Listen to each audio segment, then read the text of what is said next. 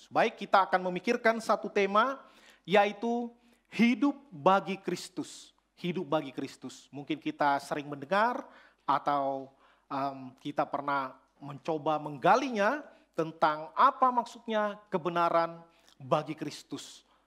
Hidup bagi Kristus. Ya, tentu gambarnya di latar adalah salib. Ya, maka bagi umat Kristen, karena Kristus adalah sentral pusat dari kebenaran iman Kristen dan dalam kehidupan orang Kristen, maka ketika dikatakan hidup bagi Kristus, tentu hidupnya adalah hidup kita, ya, yang didedikasikan atau dipersembahkan bagi Kristus. Kita akan mendasarkan dari satu bagian firman Tuhan yang sangat terkenal, ya, Filipi 1 ayat 20 sampai ayat 26. Mari kita membaca bersama-sama perlahan-lahan saja setelah kehitungan yang ketiga. 1, 2, 3.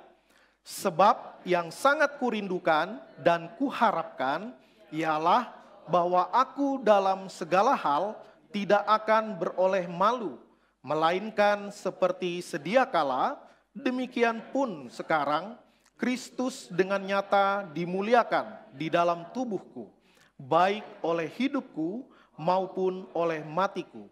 Karena bagiku hidup adalah Kristus dan mati adalah keuntungan. Tetapi jika aku harus hidup di dunia ini, itu berarti bagiku bekerja memberi buah. Jadi mana yang harus kupilih, aku tidak tahu. Aku didesak dari dua pihak. Aku ingin pergi dan tinggal bersama-sama dengan Kristus. Itu memang jauh lebih baik. Tetapi lebih perlu untuk tinggal di dunia ini karena kamu. Dengan yakin aku tahu tentang hal ini. Aku akan tinggal dan akan bersama-sama lagi dengan kamu sekalian, supaya kamu makin maju dan bersukacita dalam iman, sehingga kemegahanmu dalam Kristus Yesus makin bertambah karena aku, apabila aku kembali kepada kamu. Ya, satu ayat yang sangat terkenal di ayat ke-21. Karena bagiku hidup adalah Kristus dan mati adalah keuntungan. Ya, mungkin banyak yang hafal ayat ini. Ya, dan kalau masih hidup, bekerja, memberi buah. Gambar yang saya dapatkan ketika coba mencari gambar di internet, ya, bagiku hidup adalah bagi Kristus. Tapi gambarnya bukan buah, gambarnya bunga. Ya, berarti yang membuat gambar ini pecinta bunga, ya, pecinta bunga. Enggak masalah. Maksudnya itu hidup harus ada tandanya, buktinya bahwa kita hidup di dalam Tuhan, bahwa kita hidup bagi Kristus harus bisa dirasakan dan bermanfaat bukan hanya bagi diri sendiri tetapi bagi orang lain. Tentu kalau tanaman bunga tidak berbuah, tetapi keindahan bunga bisa dinikmati oleh orang yang melihatnya. Kalau buah bisa dinikmati rasanya dan manfaatnya, segala kandungan vitamin yang ada di dalamnya bisa dirasakan oleh orang lain, ya. Ini bunga apa saya juga nggak tahu, ya. Saya taunya di Kalimantan pernah lihat bunga begonia, ya. Ada satu daerah itu yang khas di daerah Kapuas Hulu, begonia Kapuas Huluensis, ya, bisa cari nanti, ya, seperti apa bunganya. Nah, baik, kita akan memikirkan bagian ini. Yang pertama, bagaimana bagian ini coba kita meresapi, membayangkan bagaimana seorang Rasul Paulus menulis oleh pimpinan Roh Kudus tentunya, ya, menulis dari dalam penjara, ya, dari dalam penjara. Biasanya orang kalau di dalam penjara itu pikirannya bisa macam-macam, berkecamuk, susah untuk fokus, apalagi memikirkan hal-hal yang besar melampaui kehidupannya. Tetapi ada hal-hal rohani yang dipikirkan oleh Rasul Paulus. Dan yang ada di pikirannya adalah bagaimana keadaan jemaat Tuhan. Waduh, ini hamba Tuhan yang luar biasa. Yang pasti dia dipenjara karena Injil. Bukan karena 271 triliun. Ya, bukan. karena Injil. Ya, kalau kita bilang di kacamata Tuhan dia enggak ada dosanya sehingga dia dipenjara. Tetapi toh karena Injil juga orang bisa dipenjara.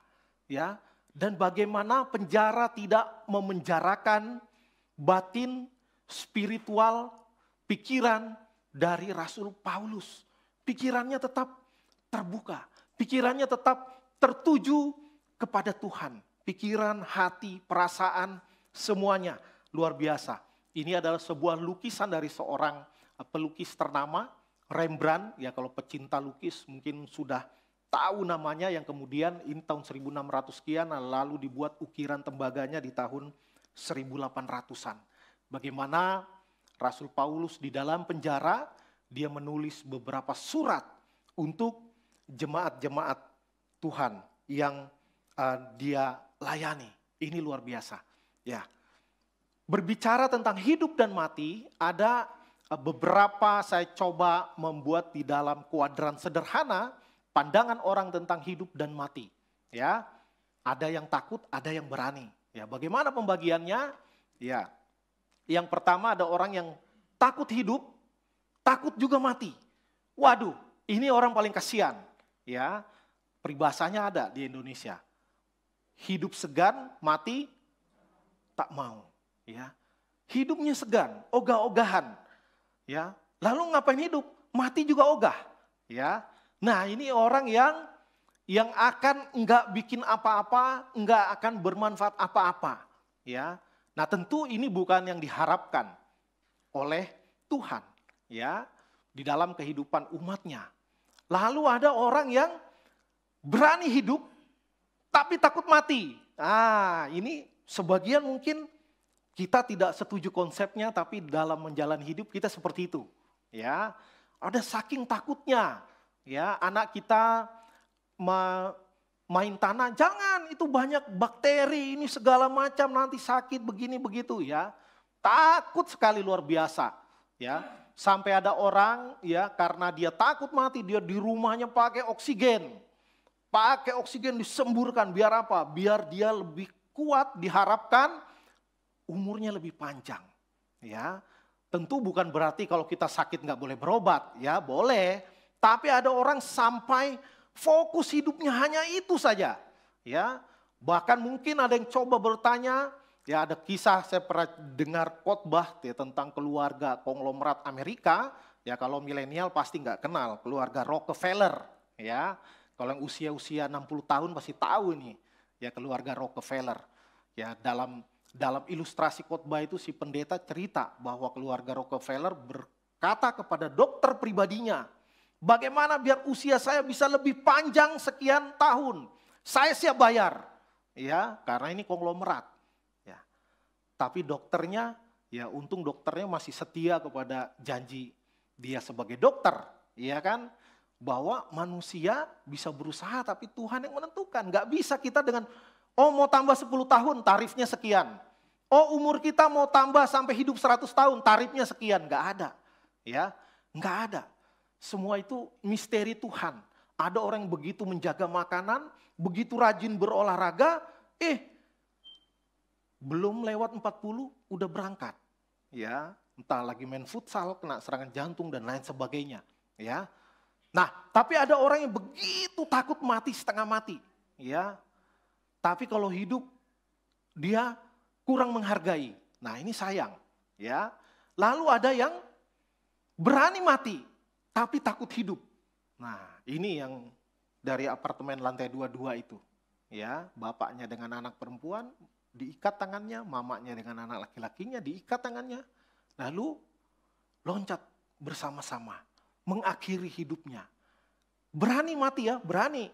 Tapi dia takut hidup. Ya, mungkin ada masalah, mungkin ada hutang yang tidak bisa diselesaikan. Saya juga tidak lagi mengikuti semua beritanya yang saya sebutkan tadi.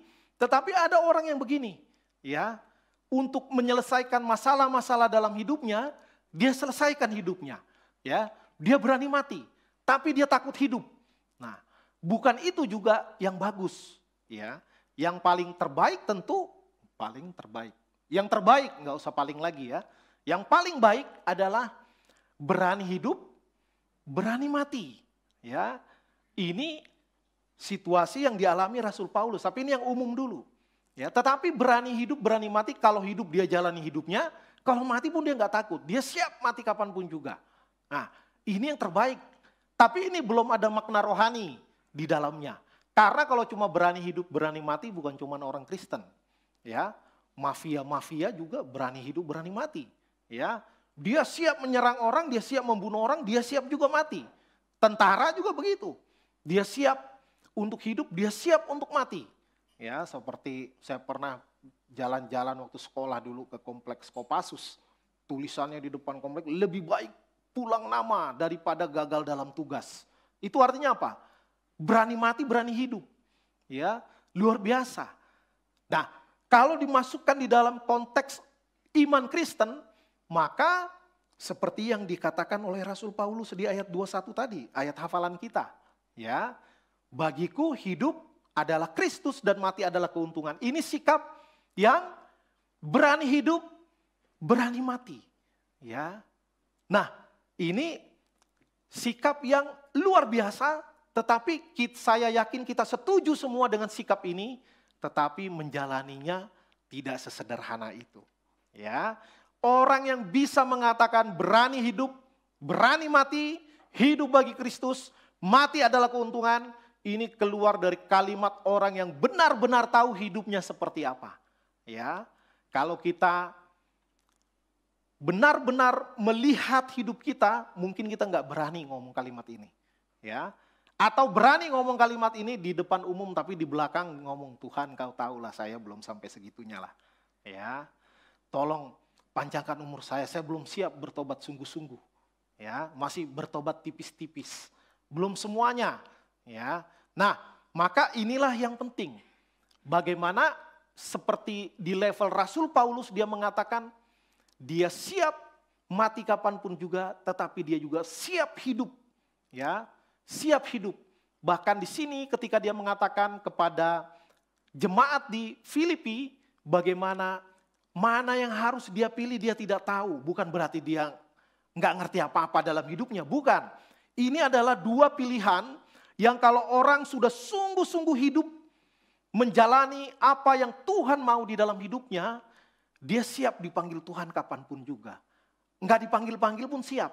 Karena ketika menantikan panggilan Tuhan, maksudnya mati, ya itu bukan diam-diam, bukan bengong-bengong. Dia terus hidup bagi Kristus. Karena itu dia berani hidup dan berani mati. Dan ini ditulis dia dari dalam penjara. Dia siap di penjara bagi Injil. Dan dia tidak tahu bisa jadi hukuman nanti karena dia sedang menunggu keputusan ini. Rasul Paulus. Bisa jadi dia dihukum mati. Dan memang kemudian dalam hidupnya dia berkali-kali di penjara. Dan memang akhirnya mati. Karena Injil. Ya, luar biasa Rasul Paulus ini.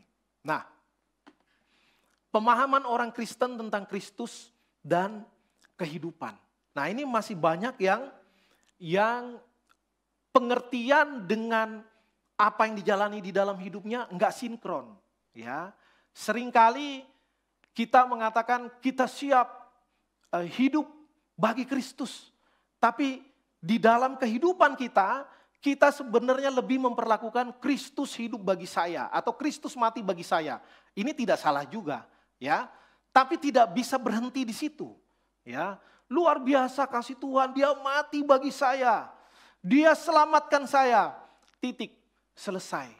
Ya, lalu sadar tidak sadar kita sering juga kita punya mimpi-mimpi macam-macam, ya, entah ada yang sesuai dengan kehendak Tuhan atau banyak yang tidak sesuai dengan kehendak Tuhan. Pokoknya kita berdoa, Tuhan kiranya ini rencana ini terkabul dalam nama Yesus. Dengan iman saya klaim.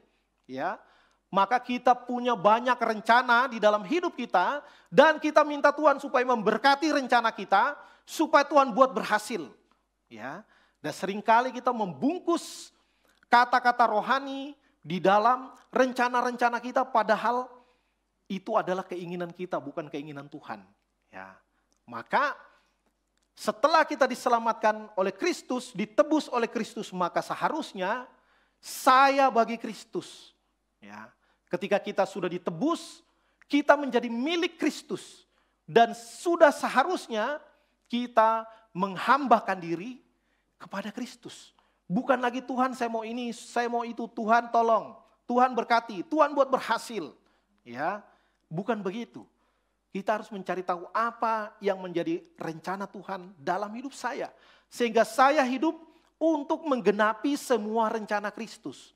Bukan Kristus ada untuk memenuhi semua rencana hidup saya.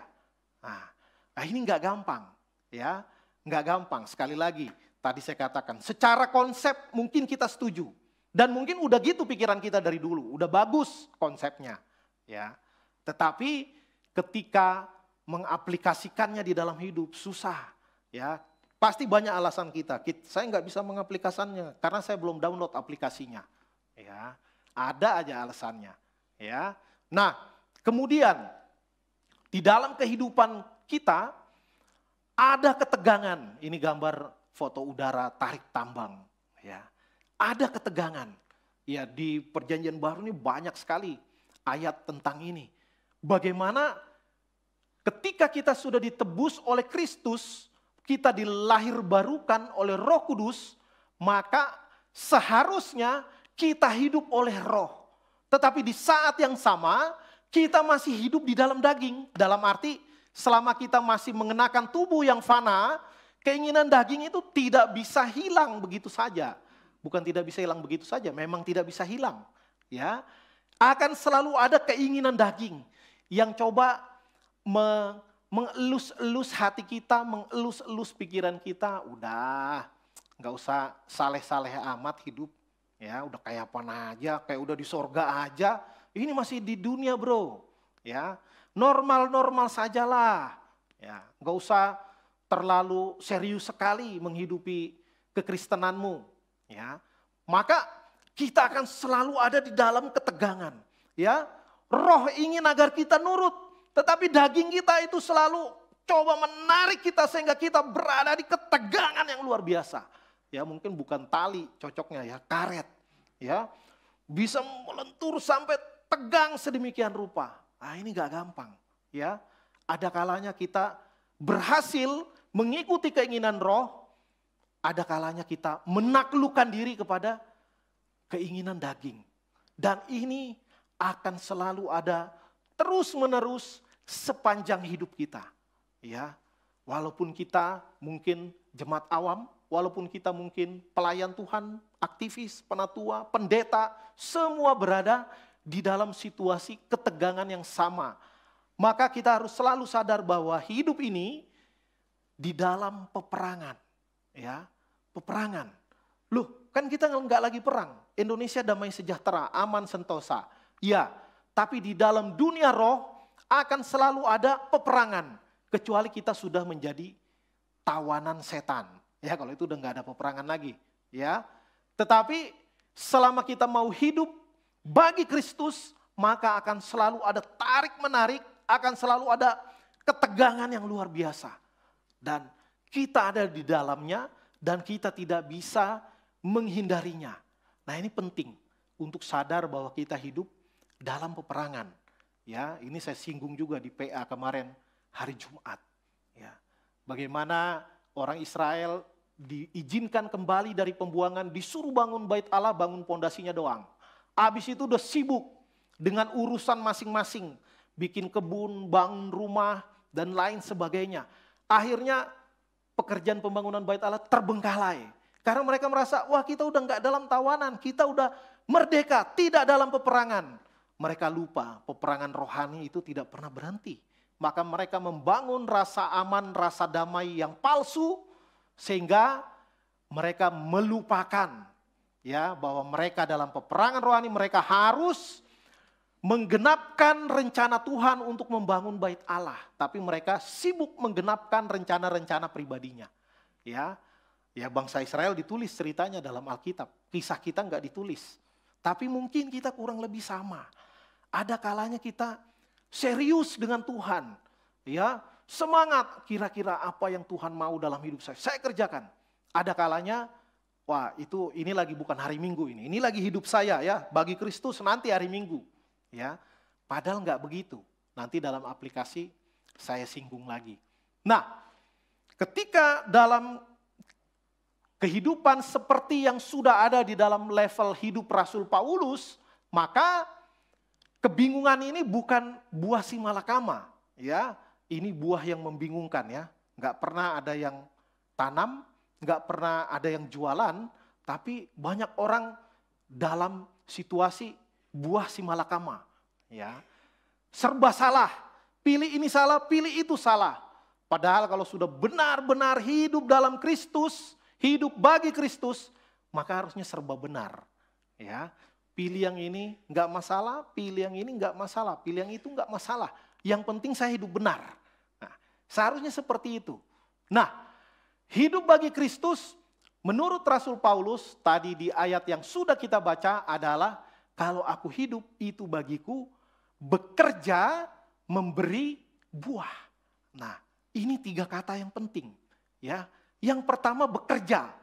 Jadi nggak bisa kita leyeh-leyeh sambil rebahan, santai-santai, lalu tiba-tiba kita menyenangkan dan memuliakan Tuhan. Karena semua sudah selesai dikerjakan oleh Kristus. Saya tidak menambahkan apa-apa, maka saya nggak usah ngapa-ngapain. Itu tafsiran yang keliru. Ya, benar bahwa kita tidak perlu melakukan apapun untuk menambahkan penebusan yang dilakukan oleh Kristus.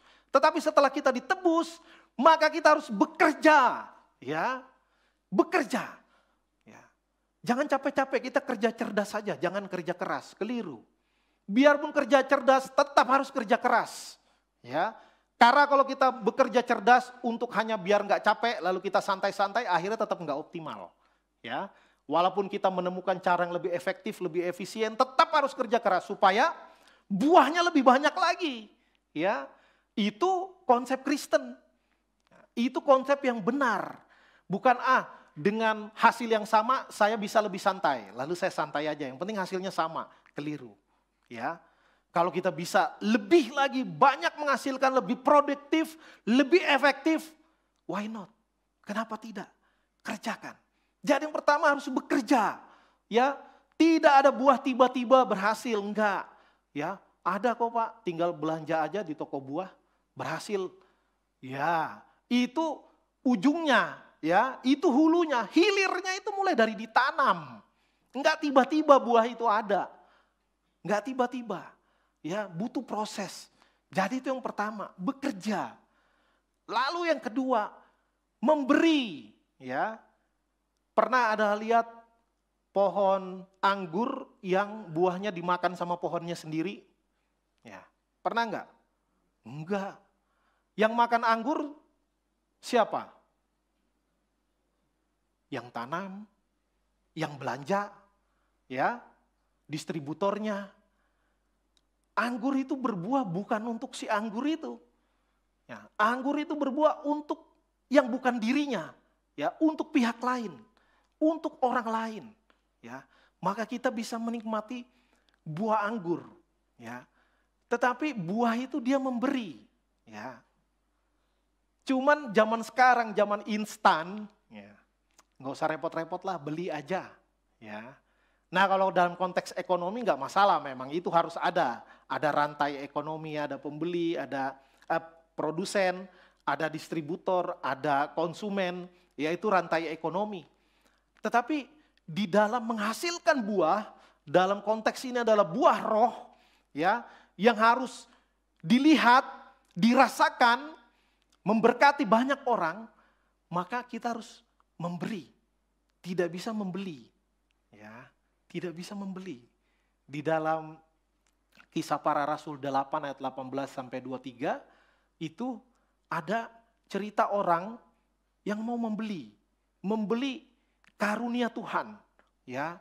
Ketika Pak Simon, ya, Simon ini Simon si penyihir, ya. Jadi kalau nama Simon belum tentu benar. Ya. Ada Simon Petrus, murid Yesus, ada juga Simon si penyihir, ya. Ini kisah tentang Simon si penyihir yang sudah membuat takjub banyak orang di wilayah itu, di wilayah tempat ketika akhirnya Petrus dan Yohanes pergi ke tempat situ. Ya, dia tukang sihir, dia melakukan banyak, tentu tukang sihir mujizat, ya, melakukan mujizat. Jadi setan juga bisa menyembuhkan. Setan juga bisa memberi kesuksesan, kekayaan, bisa. Setan juga bisa menaklukkan hati orang yang disayangi. Ya, wah dia nggak mau sama saya. Ya, maka kata zaman saya sekolah dulu ada istilah cinta ditolak. Nah, itu daerah Ciledug katanya. Cinta lewat dukun. Ya, Ciledug. Mohon maaf ya kalau ada yang tinggal di Ciledug, bukan, ini bercandaan aja. Cinta lewat dukun. Nah, jadi karena si Simon ini melihat bahwa melalui penumpangan tangan Rasul, dalam hal itu Petrus dan Yohanes, maka terjadi mujizat yang luar biasa. Kuasa setan dipatahkan. Ya, orang yang kerasukan sembuh, normal lagi. Wah, luar biasa. Langsung otaknya jalan. Wah, kalau saya punya yang itu keren juga tuh, ya. Untuk menambah portofolionya dalam ilmu magic-magican. Dipikir ini pakai magic ini, ya. Dipikir mungkin ada barang rahasia yang harus didapatkan, sejenis jimat atau bagaimana. Ini saya coba mengimajinasikannya. Ya, lalu didatangi Rasul ini. Om Rasul, ya. Namanya siapa? Simon Petrus. Wah, sama, saya juga Simon. Wah, cocok kita nih, chemistry-nya dapat nih.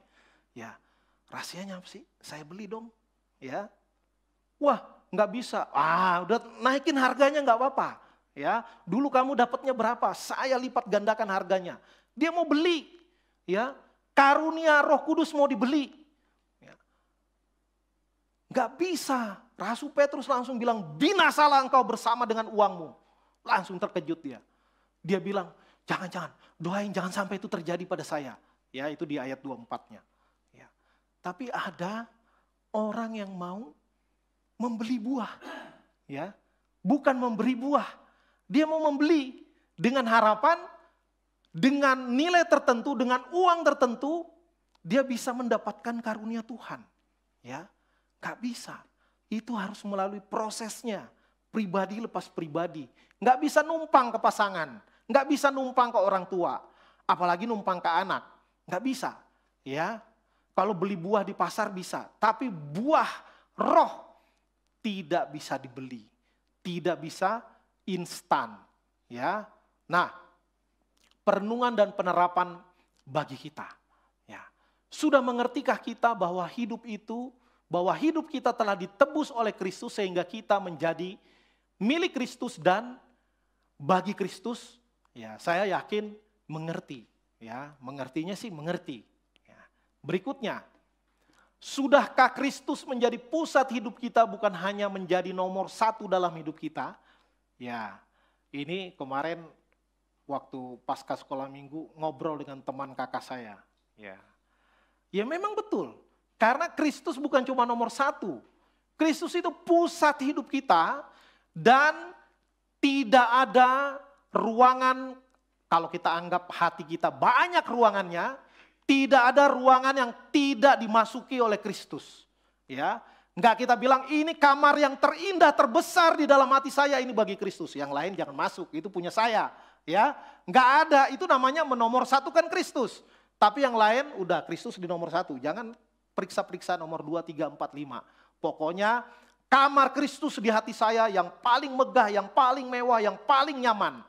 Yang lain mohon izin Tuhan Yesus, itu privasi saya. Ya, nggak ada seperti itu. Ya, maka ketika Kristus menjadi pusat, menjadi sentral dalam hidup kita, seluruh aspek hidup kita itu diperiksa oleh Kristus. Ya, walaupun kita pandai merekayasa biar kelihatan cantik, ya kan kalau di dalam dunia ekonomi ada window dressing. Ya.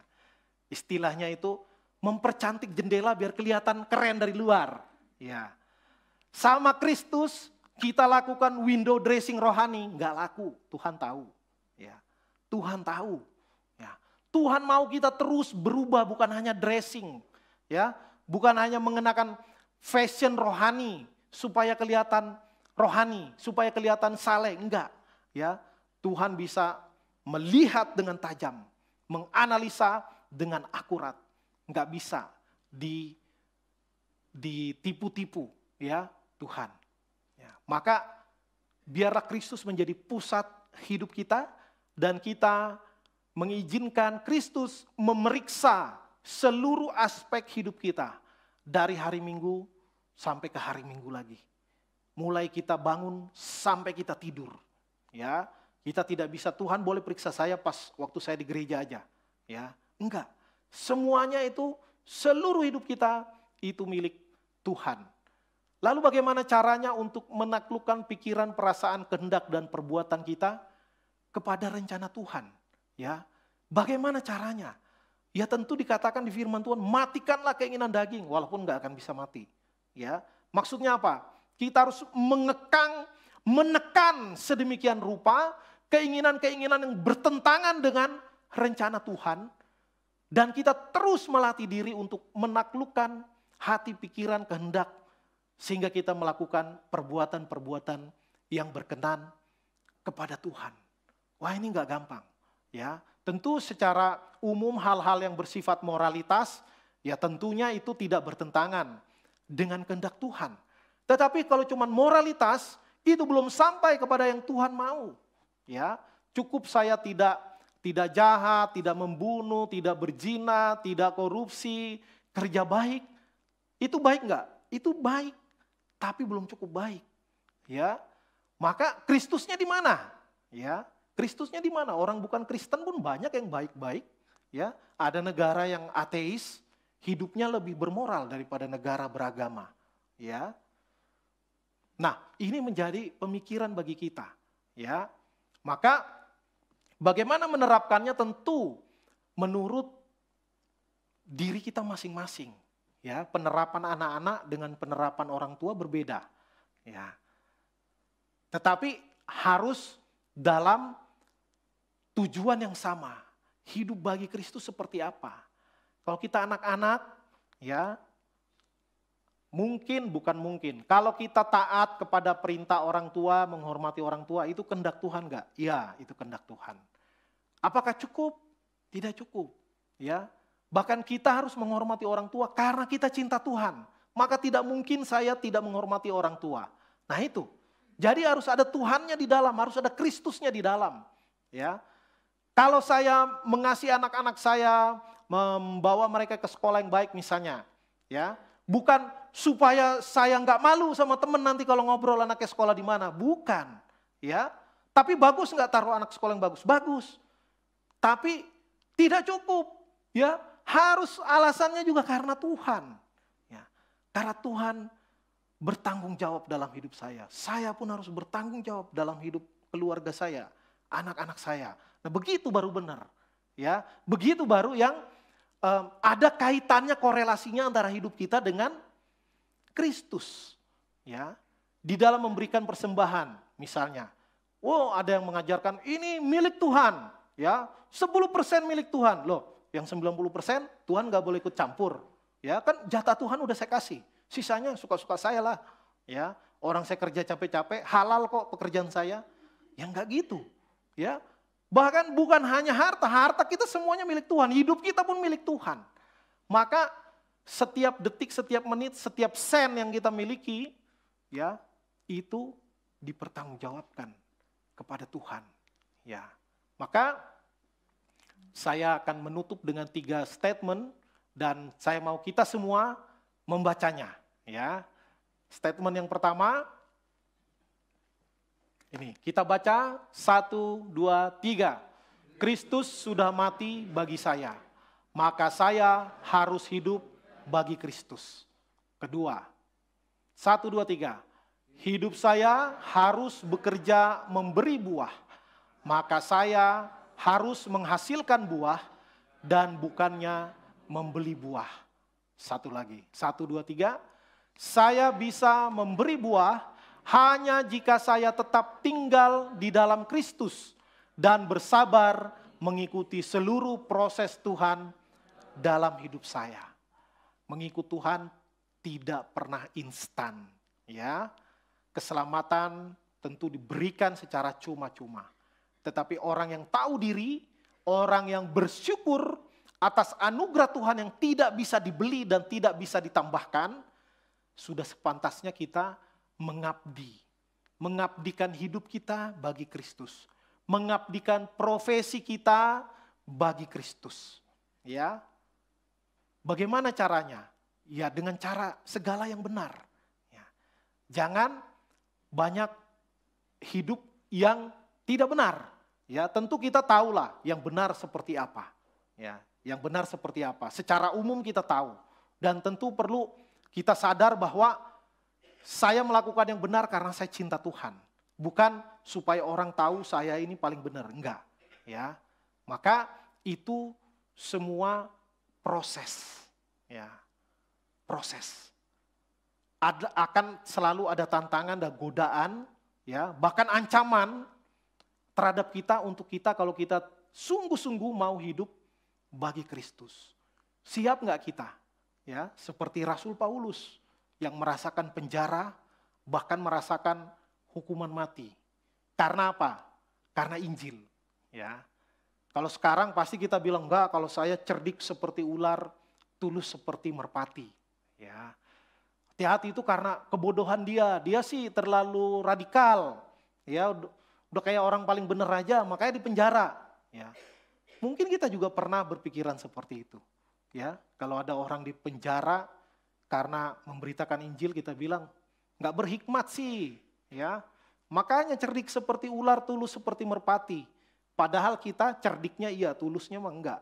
Ya, banyak akal. Ya, banyak coba mengkamuflase, mencari pembenaran, alasan-alasan yang kelihatan logis. Padahal itu kita bangun untuk kita tidak melakukan kehendak Tuhan. Nah, maka selamat merenung, selamat bergumul, dan lakukan apa yang benar. Taklukkanlah keinginan kita, pikiran kita, perasaan kita, kehendak kita kepada keinginan roh, kepada kehendak Tuhan. Sehingga kita hidup semakin hari kelihatan progresnya. Ya, kelihatan progresnya. Semakin cinta Tuhan, harus semakin membenci dosa. Nggak bisa dua-duanya. Nggak bisa saya mencintai Tuhan, tapi saya mencintai dosa juga. Ya, apa boleh buat? Nggak bisa gitu. Ya, semakin kita mencintai Tuhan, harusnya kita semakin membenci dosa. Ya, kalau sama-sama mencintai Tuhan, sekaligus mencintai dosa, ada yang salah. Ya, salah dalam pikiran atau salah dalam proses. Sebaliknya, semakin mencintai dosa, seharusnya orang semakin membenci Tuhan. Ya. Gak bisa dua-duanya.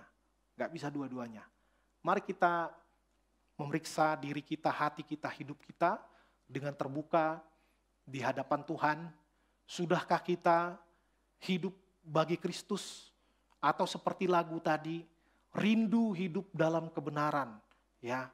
Apakah mau berhenti hanya sebatas rindu saja? Rindu itu artinya belum kesampaian. Ya, biarlah kita bukan cuma rindu, tetapi kita mengikuti semua prosesnya hingga kita benar-benar berbuah dan Tuhan menyatakan bahwa kita sudah hidup bagi Kristus. Kiranya Tuhan menolong kita. Amin. Mari kita berdoa.